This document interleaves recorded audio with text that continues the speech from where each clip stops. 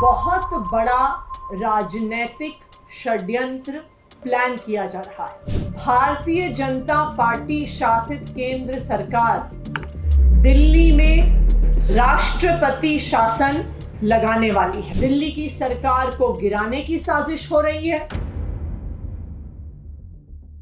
दिल्ली की चुनी हुई सरकार, आम आदमी पार्टी की सरकार, अरविंद केजरीवाल की सरकार के खिलाफ एक बहुत बड़ा राजनीतिक षड्यंत्र प्लान किया जा रहा है।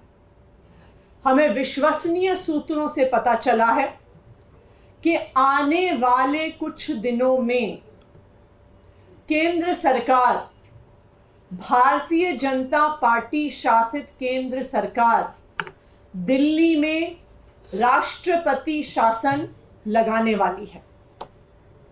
इसके कई संकेत पिछले कुछ दिनों से दिख रहे हैं। हम पिछले कई दिनों से देख रहे हैं कि दिल्ली में किसी भी अफसर की पोस्टिंग नहीं हो रही है। जो आईएएस अफसर हैं उनकी पोस्टिंग एमएचए द्वारा कंट्रोल्ड होती है, लेकिन पिछले कई महीनों से किसी भी सीनियर आईएएस अफसर की पोस्टिंग दिल्ली में नहीं हुई। दूसरी बात, दिल्ली के अंदर कई विभाग खाली हैं, वहां पर अफसर पोस्टेड नहीं हैं, लेकिन फिर भी दिल्ली के अंदर किसी भी अफसर को नहीं लगाया जा रहा। तीसरी बात, एलजी साहब पिछले एक हफ्ते से एमएचए को बार बार बिना किसी कारण के दिल्ली सरकार को लेके चिट्ठियां लिख रहे हैं।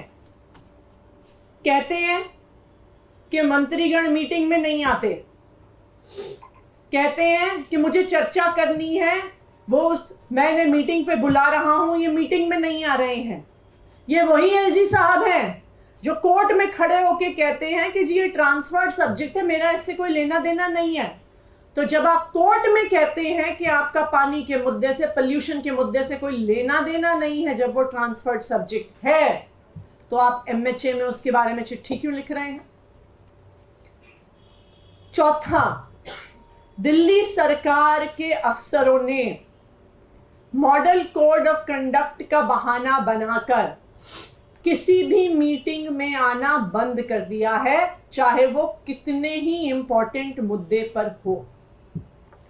आखिरी चीज, हमने देखा कि किस तरह से एक 20 साल पुराने केस को उठाकर दिल्ली के मुख्यमंत्री अरविंद केजरीवाल के निजी सचिव को बर्खास्त कर दिया। तो ये सारे लक्षण दिखा रहे हैं कि एक बहुत बड़ी साजिश हो रही है। दिल्ली की सरकार को गिराने की साजिश हो रही है, अरविंद केजरीवाल की सरकार को गिराने की साजिश हो रही है, और दिल्ली में राष्ट्रपति शासन लगाने की साजिश हो रही है।